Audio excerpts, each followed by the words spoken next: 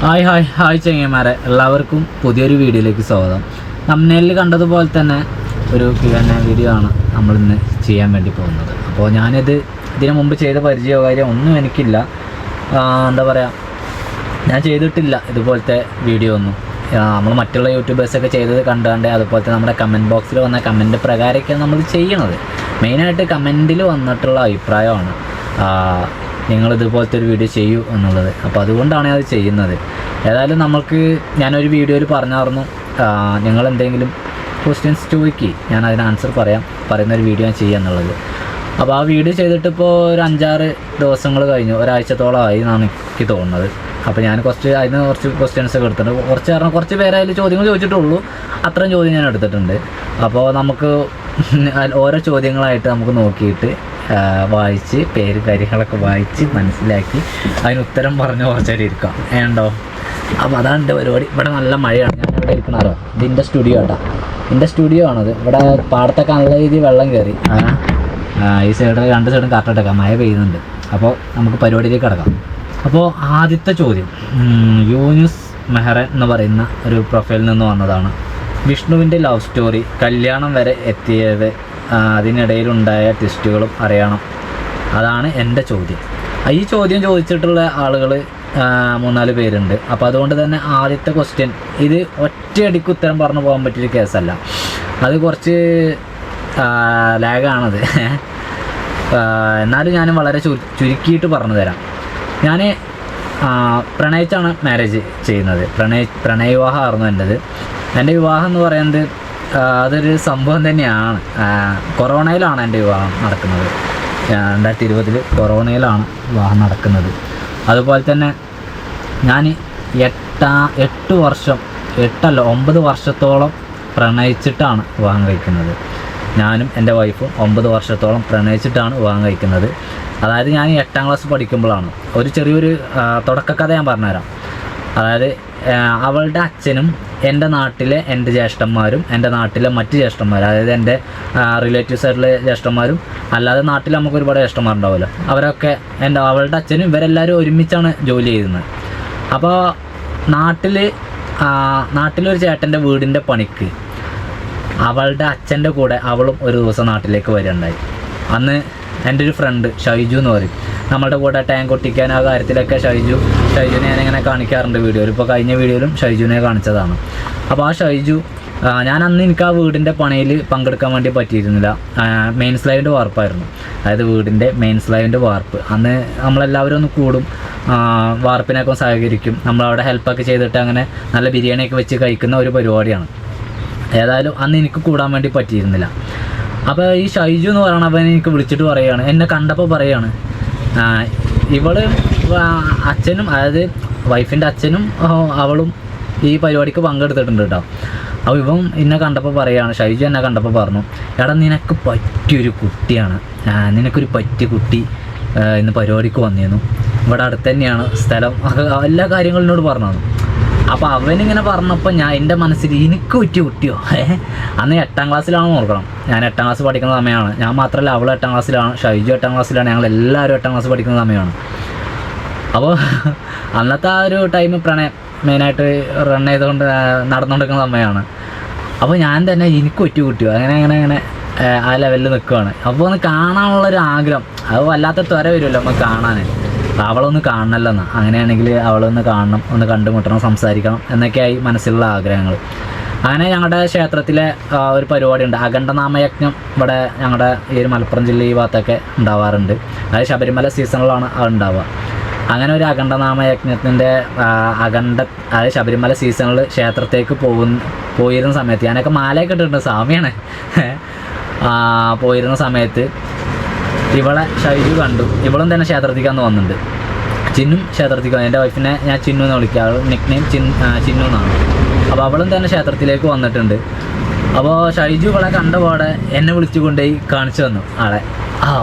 എനിക്കും തന്നെ, ഞാൻ ക്ഷേത്രത്തിൽ നിന്നാണ് കാണുന്നത്, എനിക്കും തന്നെ കണ്ടപാടെ ആളിഷ്ടമായി. പക്ഷേങ്കിൽ അന്ന് കഴുത്തിലും മാലയും എന്താ പറയുക നോമ്പ് നോറ്റ് മലയ്ക്ക് പോകാൻ തയ്യാറായിരിക്കണം. എനിക്ക് പ്രണയം ആ നേരത്തെ തടസ്സമാണ്. അപ്പോൾ പിന്നെ പ്രണയവും സ്ത്രീയായിട്ടുള്ള ബന്ധങ്ങളൊന്നും പാടില്ല എന്നുള്ളതാണ്. അപ്പോൾ അതുകൊണ്ട് ആ ടൈമിൽ കാര്യമായ രീതിയിലുള്ള നോട്ടം കാര്യമൊന്നുമില്ല. നമ്മുടെ മനസ്സിൽ നമ്മളാളെ കണ്ടു, ജസ്റ്റ് ഒന്ന് പരിചയപ്പെട്ടു. അതിനുശേഷം പിന്നെ മലയ്ക്കൊക്കെ പോയി വന്നിട്ട് പിന്നെ ഞാൻ വൺ സൈഡായിട്ട് കുറച്ച് മാസങ്ങളോളം നടന്നു. അതിനുശേഷം സെറ്റായി, രണ്ടാളും തമ്മിൽ ഇഷ്ടപ്പെട്ടു. ഞങ്ങൾ എന്താ പറയുക, ഒരിക്കലും പിരിയാൻ പറ്റാത്ത ബന്ധത്തിലേക്ക് അങ്ങനെ ഈ ഒരു ബന്ധം നീണ്ടെന്ന് പറഞ്ഞാൽ അങ്ങനെ പോയി. അങ്ങനെ ഞങ്ങൾ രണ്ടുപേരും ഒരുമിച്ച് +1 ഒരു ക്ലാസ്സിലായിരുന്നു പഠിച്ചിരുന്നത്. അത് കഴിഞ്ഞ് എനിക്ക് +1 നിർത്തേണ്ടി വന്നു. ആ കൂട്ടത്തിലും അവളും അത് ഒഴിവാക്കി. പഠിത്തം രണ്ടുപേരും ഉപേക്ഷിച്ചു എന്നുള്ളതാണ് മറ്റൊരു പ്രത്യേകത. ഏതായാലും അതൊക്കെ കഴിഞ്ഞ് പിന്നെ ജോലിക്കൊക്കെ പോക്ക് തുടങ്ങി, ചില്ലറ പണികളൊക്കെ എടുത്ത്. അതിൽ മാരേജിൻ്റെ വീട്ടിൽ ഞാൻ ഒറ്റ മകനാണ്, ഞാനും എൻ്റെ അമ്മയും മാത്രമേ ഉള്ളൂ എൻ്റെ വീട്ടിൽ. അതുകൊണ്ട് തന്നെ കല്യാണം കഴിക്കുക എന്നുള്ളത് പെട്ടെന്നായിപ്പോയി. അതായത് എന്നോട് മാരേജ് ചെയ്യാൻ വേണ്ടിയിട്ട് അമ്മയും കുടുംബത്തിലെ ആളുകളും ഒക്കെ പറയൽ തുടങ്ങി. അപ്പോൾ ഞാൻ എൻ്റെ ഈ ഒരു പ്രണയം ഞാൻ അവതരിപ്പിച്ചപ്പോൾ അമ്മ ആദ്യം സമ്മതിച്ചില്ല, പിന്നെ സമ്മതിപ്പിച്ചു. പക്ഷേ എങ്കിൽ ഇതിൽ ഒരു പ്രശ്നം വന്നത് എന്താ വെച്ചാൽ, അതിൻ്റെ ഇടയിൽ ഒരുപാട് പ്രശ്നങ്ങൾ നടന്നിട്ടുണ്ട്. ഒരുപാട് പ്രശ്നങ്ങൾ എന്ന് പറയുമ്പോൾ ഈ ഞങ്ങളാളുകൾ കണ്ടിട്ട് അതിൻ്റെ ഭാഗമായിട്ടുള്ള ചീത്തവിളി കേൾക്കുന്നു, നാട് മൊത്തം അറിയുന്നു, ഞങ്ങൾ പ്രണയത്തിലാണെന്നുള്ളത് നാട് മൊത്തം അറിയുന്നു. അങ്ങനത്തെ സംഭവങ്ങളൊക്കെ ഉണ്ട്. അത് കഴിഞ്ഞ് പിന്നെ അവളുടെ അച്ഛനായിരുന്നു ചെറിയ എതിർപ്പുണ്ടായിരുന്നത്. പിന്നെ അദ്ദേഹത്തിന് തന്നെ ഒരുപാട് എൻ്റെ ഓട്ടോ ഡ്രൈവർ, പിന്നെ ഓട്ടോയൊക്കെ ഉണ്ട് എൻ്റെ കയ്യിൽ, ഓട്ടോ ഡ്രൈവർമാരും ഒക്കെ സംസാരിച്ച് അങ്ങനെ ഇവിടുത്തെ പിന്നെ നമ്മുടെ രാഷ്ട്രീയക്കാരും ഒക്കെ ഇടപെടേണ്ടിയൊക്കെ വന്നു. ചെറിയ രീതിയിൽ അങ്ങനെയൊക്കെ ഇടപെട്ട് പിന്നെ സംസാരിച്ച് അങ്ങനെയാണ് വിവാഹമൊക്കെ നടക്കുന്നത്. കൊറോണയിലായിരുന്നു, അതുകൊണ്ട് കുറച്ച് പേരുടെ ഒരു പരിപാടിയായിരുന്നു. ഇതാണ് ചെറിയ രീതിയിൽ ഞാൻ പറഞ്ഞു ഒതുക്കിയ ഒരു സംഭവമാണ് എൻ്റെ പ്രണയം എങ്ങനെയാണെന്നുള്ളത്. അതിലൊരുപാട് കാര്യങ്ങൾ പറയാനുണ്ട്. അതെന്തായാലും ഇപ്പോൾ ഈ ഒരു വീഡിയോയിൽ ഒക്കെപ്പാട് ഉൾപ്പെടുത്തി കഴിഞ്ഞാൽ നമുക്ക് ചുരുങ്ങിയ സമയം കൊണ്ട് ഈ ഒരു വീഡിയോ അവസാനിപ്പിക്കണം എന്ന് എനിക്കൊരാഗ്രഹമുണ്ട്. അതുകൊണ്ടാണ്. പിന്നെ അധികം നേരം നിങ്ങൾക്ക് എന്നെ സഹിച്ചിരിക്കണ്ടല്ലോ. പിന്നെ രണ്ടാമത്തെ ചോദ്യം, ഷിഹാബ് തുവൂര് എന്ന് പറയുന്ന ഒരു പ്രൊഫൈലിൽ നിന്നാണ് വന്നത്. തുവൂര് നമ്മുടെ അടുത്തുള്ള നാടാണ്, അവിടുത്തെ ഷിഹാബാക്കിന്. എൻ്റെ ചോദ്യം, വാൻ കൊടുക്കുന്നുണ്ടോ? വാന്, അതായത് കൂമനെ നമ്മൾ കൂമൻ്റെ കേസ് പറയുകയാണെങ്കിൽ, കൂമൻ്റെ കേസ് 1-2 ആളുകൾ ചോദിച്ചിട്ടുണ്ട് കേട്ടോ. കൂമൻ്റെ കേസ് പറയുകയാണെങ്കിൽ, കൂമനെ നമ്മൾ യാത്രയ്ക്ക് വേണ്ടിയിട്ട് എടുത്ത വണ്ടിയാണ്. അതായത് നമ്മളുടെ ഫുൾ ടൈം, അതായത് ജീവിതകാലം മുഴുവൻ കൂമനെ കൊണ്ട് നടക്കാം എന്നുള്ളൊരു മോഹമൊന്നും എനിക്കില്ല. കൂമനെ ഈ ഒരു കഴിഞ്ഞ യാത്രയ്ക്ക് വേണ്ടിയിട്ട് എടുത്ത വണ്ടിയായിരുന്നു. കൂമനിൽ വേറെ പ്രശ്നം കൂടിയുണ്ട്. കൂമൻ്റെ വില എന്ന് പറയുന്നത് അന്ന് എന്നോട് പറഞ്ഞിരുന്നത് 58,000 റുപ്യാണ് ഞാൻ എടുക്കുന്ന സമയത്ത്. അപ്പോൾ കൂമൻ്റെ പകുതി പൈസ ഞാൻ കൊടുത്തിട്ടുള്ളൂ, പകുതി പൈസ ഞാൻ കൊടുത്തിട്ടില്ല. അപ്പോൾ അതുകൊണ്ട് തന്നെ ഇന്ന് കൂമന് വീട്ടിൽ നിന്നും അവൻ കൊണ്ടുപോവുകയും ചെയ്തു. അവന് എനിക്ക് ഇങ്ങോട്ടേക്ക് കുറച്ച് പൈസ തന്നിട്ട് അവന് എന്നാൽ പിന്നെ എനിക്കൊരു ബുദ്ധിമുട്ടാണെന്ന് തോന്നിയപ്പോൾ ഞാൻ ശ്രദ്ധിക്കണമല്ലോ. കൂമൻ അപ്പോൾ നമ്മുടെ കയ്യിൽ നിന്ന് പോയിട്ടുണ്ട്. കൂമനെ നമ്മൾ വിറ്റിട്ടുണ്ട്. കൂമനിൽ എനിക്ക് പകുതി ഷെയറുള്ളൂ, പകുതി അവൻ്റെ തന്നെയാണ്, എൻ്റെ ഫ്രണ്ടിൻ്റെയാണ്. എൻ്റെ പേരിൽ പോലും അല്ല നമ്മളുടെ വണ്ടി. അപ്പോൾ ഞാനത് വണ്ടി അവന് കൊടുത്തിട്ടുണ്ട്. കൂമൻ്റെ കേസിൽ അതാണ്, കൂമനെ വിറ്റു. ഓക്കെ. ഇനി എന്നാണ് അടുത്ത ട്രിപ്പ്? കുക്കു ഉണ്ടാകുമോ? ഇനി എന്നാണ് അടുത്ത ട്രിപ്പ്? ഇതിപ്പോൾ ജൂൺ മാസമാണ്, ഇനിയിപ്പോൾ മഴയാണ്, നല്ല മഴയാണ്. ഞാൻ ഒരു വർഷത്തിൽ വലിയൊരു യാത്രയാണ് എപ്പോഴും നമുക്ക് നല്ലത്. വർഷത്തിൽ ഒരു വലിയ യാത്ര എന്ന് പറയാൻ കാരണം, ഞാൻ യൂട്യൂബിൻ്റെ വരുമാനം ഇപ്പോഴാണ് നമുക്ക് വന്നു തുടങ്ങിയത്. അതിന് മുമ്പൊക്കെ യാത്രയിലായിരുന്നു. അതിനൊക്കെ വേണ്ടിയിട്ട് ഒരുപാട് ബാധ്യതകൾ നമ്മൾ വരുത്തി വെച്ചിട്ടുമുണ്ട്. പിന്നെ കണ്ടിന്യൂസ് ആയിട്ട് യാത്ര, അതായത് ഞാനൊരു ഓട്ടോ ലൈഫ് സ്റ്റാർട്ട് ചെയ്തിട്ട് പിന്നെ അങ്ങോട്ട് യാത്ര തന്നെ, കണ്ടിന്യൂസ് യാത്രയാണ്. അപ്പോൾ ഈ കഴിഞ്ഞ യാത്ര മുതൽ യാത്ര വരെ, അവസാനിച്ച യാത്ര വരെ കണ്ടിന്യൂസ് ആയിട്ട് യാത്രയാണ്. അപ്പോൾ അതുകൊണ്ട് തന്നെ ഇനിയൊരു യാത്ര എന്ന് പറയുന്നത് ഇനിയും ഒരു 2-3 മാസം സമയമെടുക്കും. അത് ഈ മഴേൻ്റെ കാര്യത്തിലേക്കൊന്ന് തീരുമാനമാവട്ടെ, എന്നിട്ട് യാത്ര പോകുന്നുള്ളൂ. തീർച്ചയായിട്ടും യാത്ര ഞാൻ പോകുന്നുണ്ട്. കുക്കു ഉണ്ടാകുമോ എന്നുള്ള കേസ് എനിക്ക് പറയാൻ കഴിയാത്തെന്താ വെച്ചാൽ, കുക്കു ഇപ്പോൾ ഹോട്ടലിൽ കയറി. കുക്കു ഒരു ഹോട്ടലിൽ ജോലി ചെയ്യുകയാണ്. കുക്കുവിനെ അറിയാത്ത നമ്മുടെ പുതിയ പ്രേക്ഷകരുണ്ടാവും. അപ്പോൾ കുക്കു എൻ്റെ കൂടെ യാത്ര ചെയ്യാനുണ്ടായിരുന്ന എൻ്റെ കസിനാണ്. അവനിപ്പോൾ ഹോട്ടലിൽ ജോലി കിട്ടിയിട്ടുണ്ട്. അപ്പോൾ ഹോട്ടലിൽ ജോലി ഉണ്ടാകുമ്പോൾ അവൻ ആ ജോലി കളഞ്ഞ് ഞാൻ അവനെ കൊണ്ടുപോകുമെന്ന് പറയുന്നത് ശരിയായ കേസല്ല. അപ്പോൾ അതുകൊണ്ട് അവനുണ്ടാവില്ല എന്നുള്ളത് ഇപ്പോൾ നമുക്കൊന്നും പറയാൻ വേണ്ടി പറ്റില്ല. അപ്പോൾ അത് ഞാൻ പിന്നെ ഒരവസരത്തിൽ പറയാം. ഞാൻ അവനെ കൊണ്ടുപോകണം എന്ന് എനിക്ക് ആഗ്രഹം ഉണ്ടെങ്കിലും അവൻ പോന്നാലേ നടക്കുള്ളൂ കേട്ടോ. യാത്ര പോകുമ്പോൾ എന്തുകൊണ്ടാണ് കുക്കുവിനെ മാത്രം കൊണ്ടുപോകുന്നത്? വേറെ ആളെ കിട്ടില്ലേ? നല്ല കുക്കുവിനെ വലിയ താല്പര്യമില്ലല്ലോ.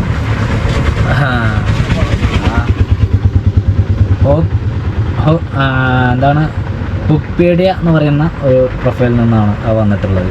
ഇതിൻ്റെ മുമ്പ് ഞാൻ പറഞ്ഞ കമൻറ്റ് അൾട്രോൺ 93 എന്ന് പറയുന്ന ഒരു പ്രൊഫൈലിൽ നിന്ന് വന്നതാട്ടോ, ഞാൻ പറയാൻ മറന്നാണ്. അപ്പോൾ ഈ ഒരു കമൻറ്റ് യാത്ര പോകുമ്പോൾ എന്തുകൊണ്ടാണ് കുക്കുവിനെ കൊണ്ടുപോകുന്നത്, കുക്കുവിന് വലിയ താല്പര്യമൊന്നുമില്ലല്ലോ എന്നുള്ളതായിരിക്കാം അതേ ഉദ്ദേശിച്ചത്. മലയാളം ഇത് വോയിസ് ടൈപ്പൊക്കെ ആണെങ്കിൽ പയച്ചു പോയിട്ടുണ്ടാവും. കുക്കുവിനെ എന്തുകൊണ്ട് കൊണ്ടുപോകുന്നു എന്നുള്ളതല്ല, അതിൽ തന്നെ കുറച്ച് കഥ പറയാനുണ്ട്. അപ്പോൾ പിന്നെ ഫോൺ അടക്കാം. ഞാൻ യാത്ര ആരംഭിക്കുന്ന സമയത്ത് ഓട്ടോ ലൈഫ് തമിഴ്നാടാണ് ഞാൻ ആദ്യം സ്റ്റാർട്ട് ചെയ്യുന്നത്. എനിക്ക് ഇന്ത്യ മൊത്തം കാണണം, അത് വളരെ ചിലവ് കുറഞ്ഞ് കാണണം എന്നുള്ളത് കൊണ്ടാണ് നമ്മൾ ഓട്ടോ എടുത്തത്. അപ്പോൾ ഓട്ടോയിൽ യാത്ര ചെയ്യുന്ന സമയത്ത്, ചെയ്യാൻ വേണ്ടി ഞാൻ തയ്യാറാവുന്ന സമയത്ത്, ഞാൻ അതിന് വേണ്ട കാര്യങ്ങൾ ചെയ്യുന്ന സമയത്ത് 2 ഫ്രണ്ട്സിനോടാണ് ഞാൻ ഈ ഒരു മാറ്റർ പറഞ്ഞിരുന്നത്. എൻ്റെ നാട്ടിലെ എൻ്റെ ഒരു സുഹൃത്തിനോടും എൻ്റെ സ്റ്റാൻഡിലെ ഒരു സുഹൃത്തിനോടും. അപ്പോൾ എൻ്റെ നാട്ടിലെ സുഹൃത്തിനോട് ഞാൻ പറഞ്ഞു, ഞാനിങ്ങനെ ഓട്ടോ ഇട്ട് പോകുന്നുണ്ട്, എനിക്ക് പോരാൻ താല്പര്യമുണ്ടെങ്കിൽ പോരാം, ഈ ഒരു റുപ്യ പോലും പൈസ ആയിട്ട് എടുക്കണ്ട, എൻ്റെ കൂടെ പോന്നാൽ മാത്രം മതി, ഏതാണ്ട് ഒരു 10-15 ദിവസം സമയം എടുക്കും, അപ്പോൾ അത്രയും ദിവസം ജോലി കാര്യങ്ങളൊക്കെ തടസ്സമാവും എന്നൊക്കെ അവനോട് പറഞ്ഞു. അപ്പോൾ അവനും ഓക്കെ എന്ന് പറഞ്ഞ് നിന്നതായിരുന്നു. അത് കഴിഞ്ഞിട്ട് എൻ്റെ സ്റ്റാൻഡിലെ ഒരു സുഹൃത്തിനോട് ഞാൻ എൻ്റെ ഒരു പ്ലാൻ അവതരിപ്പിച്ചപ്പോൾ അവനും താല്പര്യമുണ്ട്. പക്ഷേങ്കിൽ ഞാൻ അവനോട് പറഞ്ഞു, അവൻ്റെ ബുദ്ധിമുട്ടുകൾ എനിക്കറിയാം, നിനക്ക് ഇത്ര ബുദ്ധിമുട്ടുകളുണ്ട്, നിന്നെ കൊണ്ട് ഞാൻ ഇപ്പോൾ യാത്ര പോകുമ്പോൾ എന്നെക്കൊണ്ട് നിനക്കൊന്നും തരാൻ വേണ്ടി കഴിയില്ല. അപ്പോൾ അതുകൊണ്ട് യാത്ര പോരുന്ന ആ ഒരു സമയം എന്ന് പറയുന്നത്, ഒരു 10-15 ദിവസം നീണ്ടുക്കുന്ന ആ സമയം എന്ന് പറയുന്നത് നിനക്ക് വരുമാനം ഉണ്ടല്ലോ, അതുകൊണ്ട് നീ വെറുതെ ഇപ്പോൾ റിസ്ക് എടുക്കണ്ടെന്ന് പറഞ്ഞു. നമ്മൾ പിന്നെ സെറ്റായിട്ട് നമുക്ക് പോകാമെന്ന് പറഞ്ഞു. അപ്പോൾ അവനങ്ങനെ ഒഴിവാക്കി. പിന്നെ നാട്ടിൽ തന്നെ ഇങ്ങനെ നിൽക്കുമായിരുന്നു. അപ്പോൾ ഈ നാട്ടിൽ എൻ്റെ കൂടെ പോരാന്ന് പറഞ്ഞ എൻ്റെ സുഹൃത്ത് യാത്ര പോകുന്നതിൻ്റെ തലേ ദിവസം, ഞാൻ നാളെ രാവിലെ യാത്ര പോവുകയാണെന്ന് വെച്ചാൽ, നാളെ രാവിലെ ഞാൻ യാത്ര പോകുന്നുണ്ടെങ്കിൽ ഇന്ന് വൈകിട്ട്, അത് ഈ ഒരു സമയമൊക്കെ ആകുമ്പോൾ, ഇപ്പോൾ ഈ സമയം എന്ന് പറയുന്നത് 4:30 ഈ ഒരു 4:30 നേരം ആകുമ്പോൾ അവനെനിക്ക് വിളിക്കണം, എൻ്റെ നാട്ടിൽ തന്നെ സുഹൃത്ത്. ഇന്നലെ വരെ, അതായത് കഴിഞ്ഞ ദിവസം വരെ അവനുണ്ട് എന്ന് പറഞ്ഞ ആൾ ഇന്ന് വിളിച്ചിട്ട് നാളെ യാത്ര പോവാണ്, എല്ലാ കാര്യവും റെഡിയാക്കിയിട്ട് നാളെ യാത്ര പോവാണ്. അവന് ഈ ഒരു നേരം ആകുമ്പോഴേക്ക് വിളിച്ച് പറയുകയാണ്, എടാ ഞാനില്ല, എൻ്റെ വീട്ടുകാർ സമ്മതിക്കുന്നില്ല എന്നുള്ളത്. ഓക്കെ ശരി, നമുക്ക് വേറെ ഒന്നും പറയാനില്ല, വീട്ടുകാർ സമ്മതിക്കുന്നില്ലെങ്കിൽ നമുക്ക് പറ്റില്ല. കാരണം എന്താ വെച്ചാൽ യാത്രയാണത്. അപ്പോൾ പിന്നെ പോകുന്ന വഴിക്കൊക്കെ തടസ്സങ്ങൾ പലതും നേരിടേണ്ടി വരും, അപ്പോഴൊക്കെ ബുദ്ധിമുട്ടാവും എന്നുള്ളത് കൊണ്ട് ഓക്കെ, ഞാൻ അപ്പം തന്നെ അവനോട് ഓക്കെ പറഞ്ഞു, പ്രശ്നമല്ല, ഞാൻ പോയിക്കോളാം എന്ന് പറഞ്ഞു. അപ്പോൾ ഞാൻ വീട്ടിൽ ചെന്നിട്ട് വൈഫിനോടും അമ്മേനോടും പറഞ്ഞു, ഇങ്ങനെയാണ് വരാമെന്ന് പറഞ്ഞ ആൾ അവനില്ല, ഇനിയിപ്പോൾ ഞാൻ ഒറ്റയ്ക്കാണ് പോകുന്നത്, നാളെ എന്തായാലും ഞാൻ പോകും. അപ്പോൾ അവരാണ് എന്നോട് പറഞ്ഞത്, കുക്കുവിനെ കൊണ്ടുപോയിക്കൂടെ, അവനേതായാലും ഇപ്പോൾ പ്രത്യേകിച്ചൊരു പരിപാടിയൊന്നും ഇല്ലാതെ നിൽക്കുകയാണല്ലോ, അപ്പോൾ അവനെ കൊണ്ടുപോയിക്കൂടെ എന്ന് അവരാണ് എന്നോട് പറഞ്ഞത്. അപ്പോൾ ഞാൻ തന്നെ കുറേ ആഴ്ച, കുക്കോ അവനിപ്പോൾ താല്പര്യം ഉണ്ടാവോ, പിന്നെ ഇപ്പോൾ അവൻ്റെ ഒരു മെൻറ്റാലിറ്റി അനുസരിച്ച് അവന് യാത്രയ്ക്ക് എന്തായാലും വേണ്ടില്ല. ഞാൻ കുക്കുവിനെ കറക്കി കുത്തി വിളിച്ചു, ഇത് പോരുന്നുണ്ടോ ചോദിച്ചു. അപ്പോൾ അവൻ പറഞ്ഞു ഞാൻ വരാമെന്ന് പറഞ്ഞു. ഞാൻ പറഞ്ഞു എന്തായാലും ഒരു 10-15 ദിവസം നീണ്ടു നിൽക്കുന്ന യാത്രയായിക്കട്ടെ, ആയിക്കോട്ടെ കുഴപ്പമില്ല, യാത്രയ്ക്ക് ഭയങ്കര ഇഷ്ടമാണെന്നൊക്കെ പറഞ്ഞു. എന്നാൽ ഓക്കെ, ഇന്ന് വാ, നാളെ നമുക്ക് പോകാമെന്നും പറഞ്ഞു. അങ്ങനെയാണ് കുക്കുവിനെ ഞാൻ യാത്രയിൽ കൂട്ടുന്നത്. അതായത് എൻ്റെ ഒരാവശ്യം എൻ്റെ കൂടെ പോരുന്ന ഒരാളെ ഞാൻ മനസ്സിലാക്കിയ ഒരാവശ്യം എന്താ വെച്ചാൽ, ആ ആൾക്ക് പ്രത്യേകിച്ചൊരു ബാധ്യത ഒന്നും ഉണ്ടാവരുത്. അതായത് ബാധ്യത എന്ന് പറഞ്ഞാൽ അദ്ദേഹം തന്നെ കുടുംബം നോക്കണം, അല്ലെങ്കിൽ അദ്ദേഹത്തിൻ്റെ കൈകൊണ്ട് കിട്ടിയിട്ട് തന്നെ വേണം എന്നുള്ള രീതിക്കുള്ള ഒരാളാവരുത്. 2, ഒരു ജോലി സ്ഥിരമായിട്ട് ജോലിക്ക് പോകുന്ന അല്ലെങ്കിൽ ജോലിയുള്ള ഒരാളാവരുത്. അതൊക്കെ എനിക്ക് നിർബന്ധമായിരുന്നു. കാരണം അവരെ ബുദ്ധിമുട്ടിപ്പിക്കാനല്ലല്ലോ ഞാൻ കൊണ്ടുവന്നത്, ഞാൻ അവരെ എല്ലാ ചിലവ് ഏറ്റിട്ടാണ് ഞാൻ കൊണ്ടുപോകുന്നത്. പക്ഷേ എന്നാൽ പോലും അവർക്ക് അവരുടെ ജോലി കാര്യങ്ങളൊക്കെ ഒഴിവാക്കി പോരുമ്പോൾ അത് വലിയൊരു ബുദ്ധിമുട്ടാവും.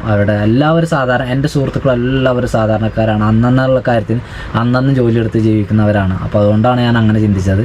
അപ്പോൾ കുക്കു ആണെന്ന് ഓക്കെ ആയിരുന്നത്. അപ്പോൾ കുക്കുവിനെ അന്ന് കൊണ്ടുപോയി.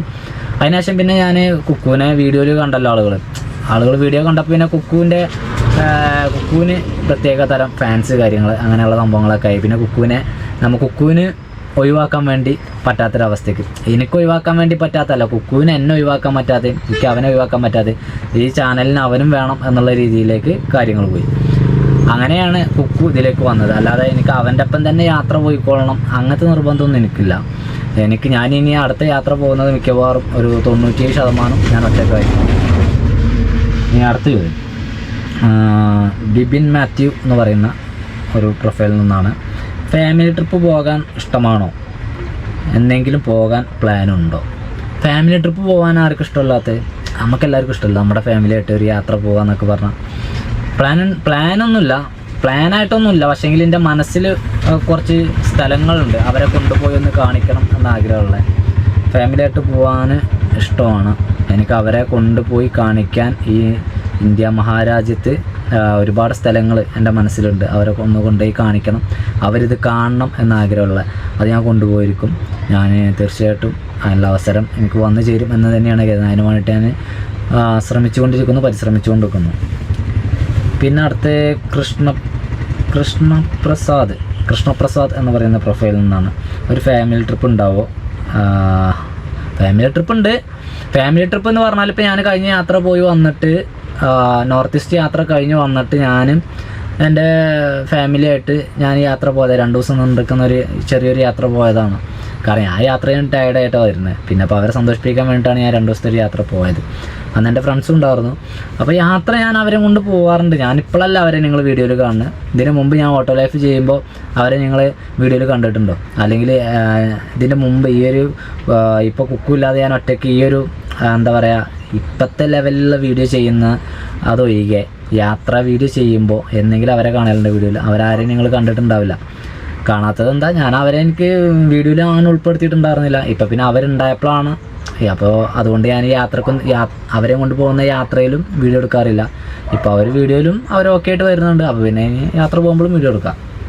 അപ്പോൾ നിങ്ങൾക്ക് അത് വിശ്വാസമാവും ഞാൻ കൊണ്ടുപോകലുണ്ട്. പിന്നെ അഭിജിത്ത് എന്ന് പറയുന്ന അവന് തന്നെ ചേട്ടൻ ലവ് സ്റ്റോറി പറയും. ലവ് സ്റ്റോറി അത്രേ ഉള്ളൂ എന്ന് പറഞ്ഞാൽ പറയുവാണെങ്കിൽ കുറേ പറയാനുണ്ട്. അതിൽ ഒരുപാട് കേസുകൾ പറയാനുണ്ട്.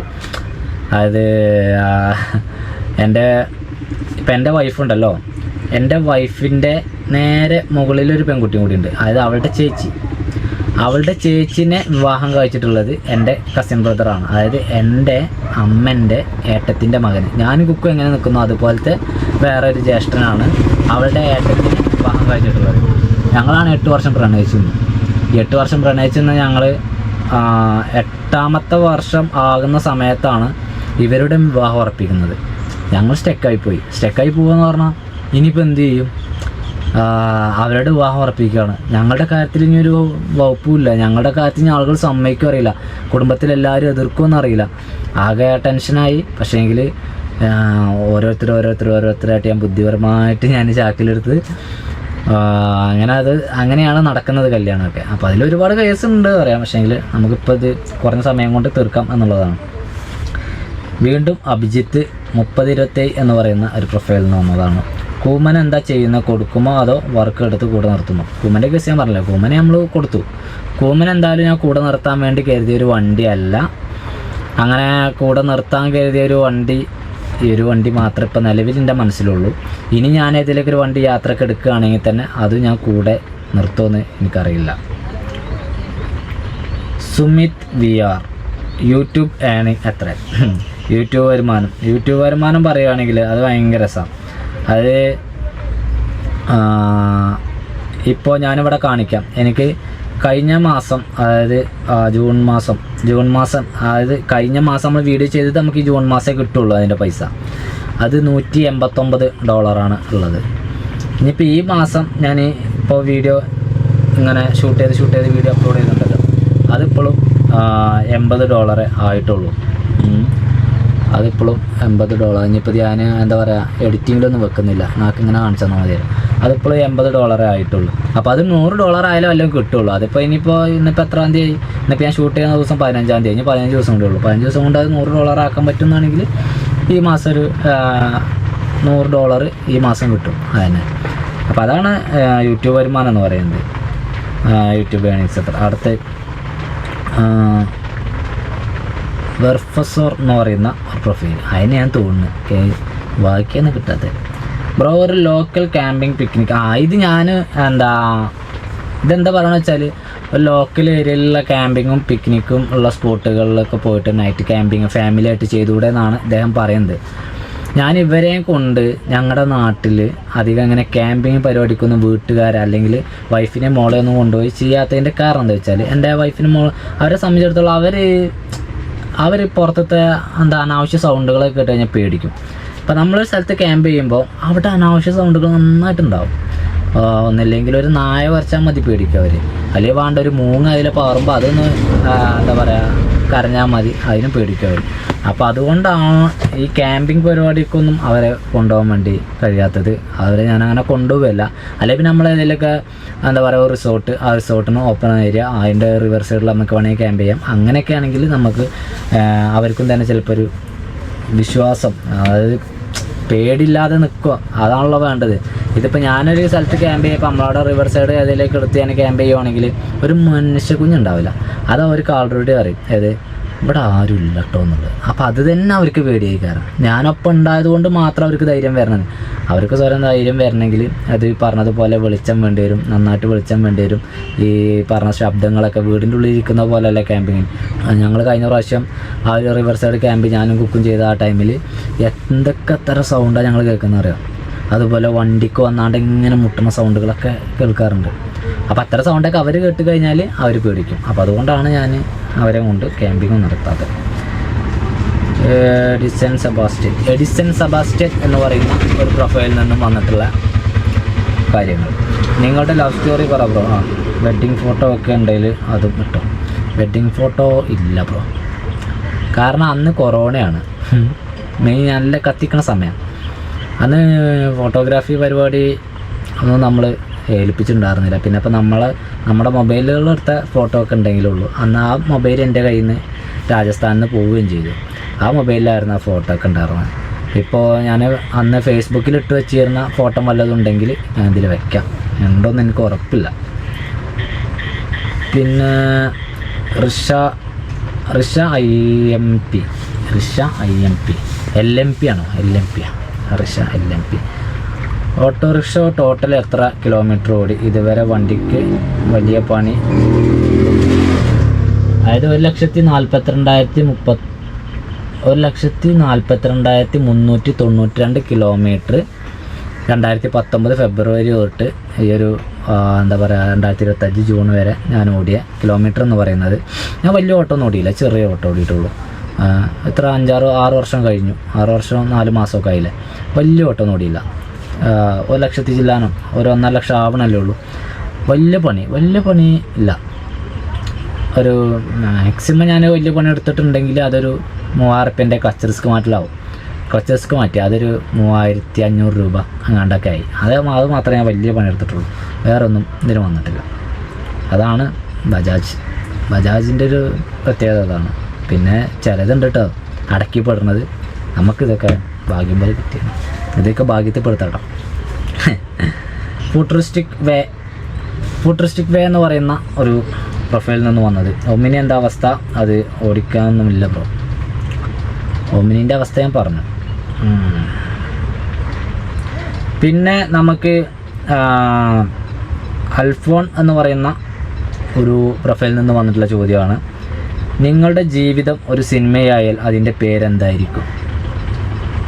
അങ്ങനെ ചോദിച്ചാൽ ഞാനിപ്പോൾ എന്താ പറയുക, അതിപ്പോൾ എൻ്റെ ജീവിതം ഇങ്ങനെ ഞാൻ ആരെങ്കിലും എൻ്റെ കഥ ചോദിക്കുകയാണെങ്കിൽ ഞാൻ കഥ എഴുതുന്ന ആൾക്കല്ല അപ്പോൾ അത് തീരുമാനിക്കാനുള്ളൊരു, അല്ലെങ്കിൽ ആ ആൾക്കാരായിട്ടുണ്ടാവുമല്ലോ എന്ത് പേരിടണം. എനിക്ക് സത്യം പറഞ്ഞാൽ അറിയില്ല എന്ത് പേരിടണം എന്നുള്ളത്. ഞാൻ അങ്ങനെ ചിന്തിച്ചിട്ടില്ല ഇതുവരെ. അതുകൊണ്ട് എനിക്കതിനൊരു ഉത്തരമില്ല, എനിക്കറിയില്ല എന്ത് പേരിടണം, എന്ത് പേരിടാൻ പറ്റും. കാരണം ഞാൻ ഓക്കെയാണ്, ഹാപ്പിയാണ്. എനിക്ക് പ്രത്യേകിച്ച് ഒരു വലിയ വിഷയങ്ങളോ കാര്യങ്ങളൊന്നും ഇല്ല, ഉള്ളത് ചെറിയ കാര്യങ്ങളാണ്. അങ്ങനെ എത്ര ഉള്ളൂ. പിന്നെ സായിദ് അലി ബ്രോ, എങ്ങനെ പോകുന്നു ജീവിതം? അതൊക്കെയാണ് എൻ്റെ ചോദ്യം. എങ്ങനെ പോകുന്നു ജീവിതം എങ്ങനെ പോകുന്നു വെച്ചാൽ, കുട്ടിക്കാലത്തൊക്കെ ഭയങ്കര പ്രശ്നമായിരുന്നു. ആഗ്രഹിച്ചൊന്നും കിട്ടാതെയാണ് ഞാൻ വളർന്ന് വരുന്നത്. അങ്ങനെ ഞാൻ ഒറ്റയ്ക്ക് ജോലിക്ക് തുടങ്ങിയപ്പോൾ ആഗ്രഹിച്ചത് ചെറുതൊക്കെ കുറച്ചൊക്കെ ഞാൻ നേടിയെടുക്കാൻ വേണ്ടി ശ്രമിച്ചു. ആ ശ്രമത്തിന് ഭാഗമായിട്ട് ഏറെക്കുറെയൊക്കെ കിട്ടി.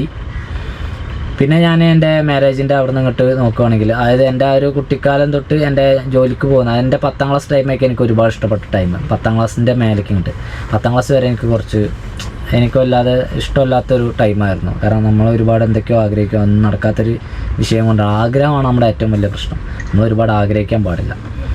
അപ്പോൾ അതിനുശേഷം 10ാം ക്ലാസ് എത്തിയപ്പോൾ പിന്നെ 10ാം ക്ലാസ്സിൽ നിന്ന് പിന്നെ എനിക്ക് ഒരുപാട് ഫ്രണ്ട്സായി. അതിൻ്റെ അത് ഭയങ്കര രസമായിരുന്നു.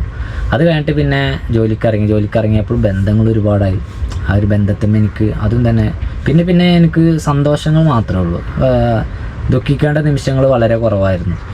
അതിനുശേഷം പിന്നെ ജോലി കഴിഞ്ഞ് പിന്നെ ഓട്ടോ എടുത്തു. ഓട്ടോ ഇവിടെയൊക്കെ നമ്മൾ ഇപ്പം നിങ്ങൾക്കറിയില്ല സ്റ്റാൻഡത്തെ വീഡിയോകൾ കാണണമല്ലേ, അവിടെയൊക്കെ നമ്മൾ ഹാപ്പിയാണ്. അതിനേക്കാൾ സുഹൃത്തുക്കൾ ഇപ്പോൾ നമ്മുടെ പഴയ സുഹൃത്തുക്കളൊന്നുമില്ല, പുതിയ ആളുകളാണ്. പക്ഷെ എന്നാലും ഓക്കെയാണ്. അത് കഴിഞ്ഞിട്ട് പിന്നെ ഇപ്പോൾ മാരേജ് ലൈഫ് നോക്കുകയാണെങ്കിൽ അത് അതിനേക്കാൾ സുന്ദരമാണ്, അടിപൊളിയാണ്. ഈ ഒരു കേസിൽ ഞാൻ ഒരുപാട് നന്ദി ദൈവത്തിനോട് പറയുന്നുണ്ട്. ഞാൻ വളരെ സന്തോഷവാനാണ്. അത് കഴിഞ്ഞിട്ട് ഇനിയിപ്പോൾ എൻ്റെ യാത്രാ ലൈഫൊക്കെ അങ്ങനത്തെ ഏരിയക്ക് നോക്കുകയാണെങ്കിൽ അത് ചില യാത്ര എന്ന് പറയുന്നത് പല അനുഭവം ഉണ്ടാവും. അപ്പോൾ അതുകൊണ്ട് തന്നെ എനിക്കത് പോകാൻ പറ്റുന്നുണ്ടല്ലോ എന്നുള്ളതാണ് എൻ്റെ ഏറ്റവും വലിയ സന്തോഷം. അതിൽ വരുന്ന പ്രതിസന്ധികൾ എന്തൊക്കെയായാലും നമ്മൾ തരണം ചെയ്ത് അങ്ങനെ പോകും. അത്രയുള്ള ജീവിതത്തിനെ കുറിച്ച് പറയാം. പിന്നെ Shibin Kannur vlogs, YouTube income എത്രയാണ്? കുക്കുവിന് മൊബൈൽ വാങ്ങിക്കൊടുക്കുമോ?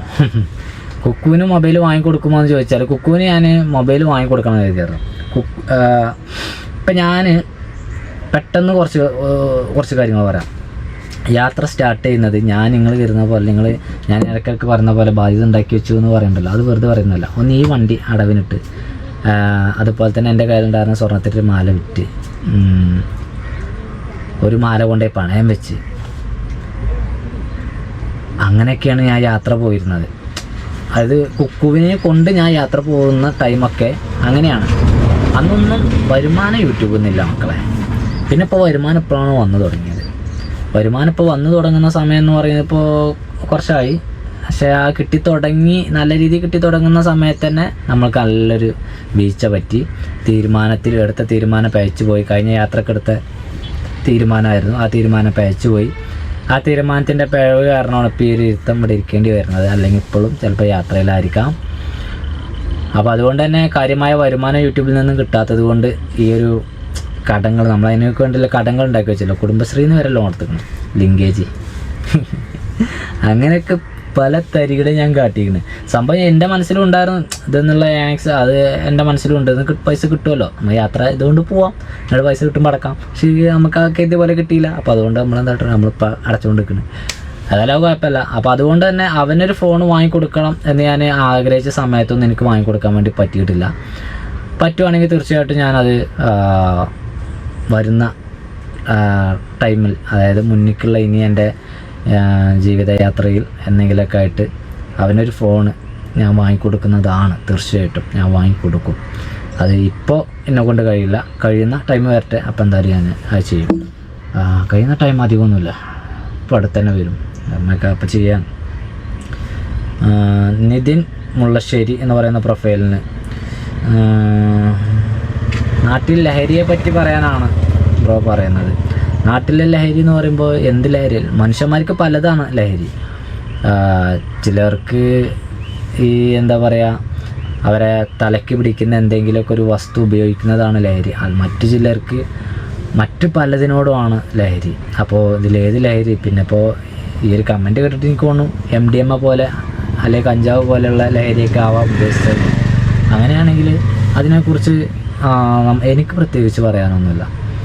ഇതൊക്കെ നിരോധിച്ചത് കൊണ്ടാണ് ഇവിടെ ഇത്രയും അധികം കൂടുന്നത് എന്നുള്ളൊരു അഭിപ്രായം മാത്രമാണ് എനിക്കുള്ളത്. പക്ഷേ എന്ന് കരുതി അതിവിടെ ലാവിഷായിട്ട് വിൽക്കണം എന്നും ഞാൻ പറയുന്നില്ല. ഒരു നിയന്ത്രണത്തിൽ വിൽക്കണം എന്ന് ഞാൻ പറയും. അതായത് ഇത്തരം സാധനങ്ങൾ, ഇപ്പോൾ കഞ്ചാവ്, ഒരു ഉദാഹരണത്തിന് കഞ്ചാവ് എടുക്കുകയാണെങ്കിൽ ഈ കഞ്ചാവ് ഇവിടെ നിരോധിച്ച സാധനമാണ്. അപ്പോൾ അത് കിട്ടാത്ത സാധനത്തിന് വേണ്ടിയിട്ട് മനുഷ്യർ അത് എങ്ങനെയെങ്കിലുമൊക്കെ കണ്ടുപിടിച്ച് അല്ലെങ്കിൽ എങ്ങനെയെങ്കിലുമൊക്കെ വിൽക്കാനും കിട്ടാനും വേണ്ടി ശ്രമിച്ചുകൊണ്ടേയിരിക്കും. സുലഭമായിട്ട് കിട്ടുന്നത് നമ്മൾ നിയന്ത്രിച്ച് കൊടുക്കുക എന്ന് പറഞ്ഞാൽ, ഇപ്പോൾ നമ്മളെ നാട്ടിൽ ബിവറേജ് ഇല്ലേ, നമ്മൾ മദ്യം നിയന്ത്രിച്ചാണല്ലോ കൊടുക്കുന്നത്. കാരണം മദ്യം കുടിച്ചിട്ട് വാഹനം ഓടിക്കാൻ പാടില്ല, അങ്ങനെയുള്ള കുറച്ച് റൂൾസൊക്കെ നമ്മൾ വെച്ചിട്ടുണ്ട്. അത് തെറ്റിച്ച് കഴിഞ്ഞാൽ നമുക്ക് അതിനായിട്ടുള്ള ശിക്ഷ അനുഭവിക്കേണ്ടി വരും. എന്നതുപോലെ എന്തെങ്കിലുമൊക്കെ വെച്ച് കൊടുത്തു കഴിഞ്ഞാൽ എനിക്ക് തോന്നുന്നു ഇത്ര വലിയ പ്രശ്നം, ഇപ്പോൾ ഉള്ള പ്രശ്നം ഉണ്ടാവില്ല എന്ന്. ഇതിൻ്റെ ഒരു വ്യക്തിപരമായ അഭിപ്രായമാണ്. ചിലപ്പോൾ എൻ്റെ ചെറിയ അറിവുള്ള മനുഷ്യനാണ്, തെറ്റായിരിക്കാം എന്തോ. പിന്നെ ജോപ്പൻ വേൾഡ് എന്ന് പറയുന്ന ഒരു പ്രൊഫൈലിൽ നിന്ന് വന്നിട്ടുള്ള ഒരു ക്വസ്റ്റ്യനാണ്. സയ്യോ, ഒരു ചോദ്യമാണ്.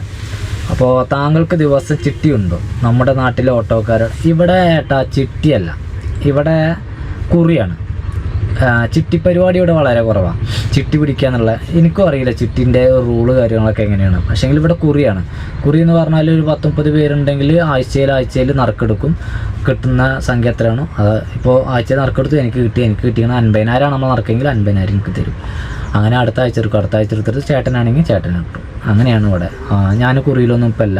കുറിയിൽ ഞാൻ കൂടിയായിരുന്നു. എൻ്റെ ഫസ്റ്റ് ഓട്ടോ ലൈഫ് ഞാൻ സ്റ്റാർട്ട് ചെയ്യുമ്പോൾ എനിക്ക് കുറി കിട്ടിയ 35,000 റുപ്യയിൽ 32,000 റുപ്യക്ക് വണ്ടി എടുത്തിട്ടാണ് നമ്മൾ യാത്ര പോകുന്നത്. അതിന് വേണ്ടിയിട്ട് ഞാൻ 1.5 വർഷമാണ് ഞാൻ വെയിറ്റ് ചെയ്തത്. ആ ഒരു 35,000 റുപ്യ കിട്ടാൻ വേണ്ടിയിട്ടല്ലോ കേട്ടോ, എൻ്റെ ആ ഒരു ഓട്ടോ ലൈഫ് സ്റ്റാർട്ട് ചെയ്യാൻ വേണ്ടിയിട്ട്. അപ്പോൾ അതങ്ങനെ. പിന്നെ പറയുന്നുള്ളൂ. പിന്നെ വേറെ ചോദ്യം കൊണ്ടുണ്ട്. ലാനസി മലയാളം എന്ന് പറയുന്ന ഒരു പ്രൊഫൈലിൽ നിന്നിട്ട് വന്നിട്ടുള്ള ഒരു ചോദ്യമാണ്.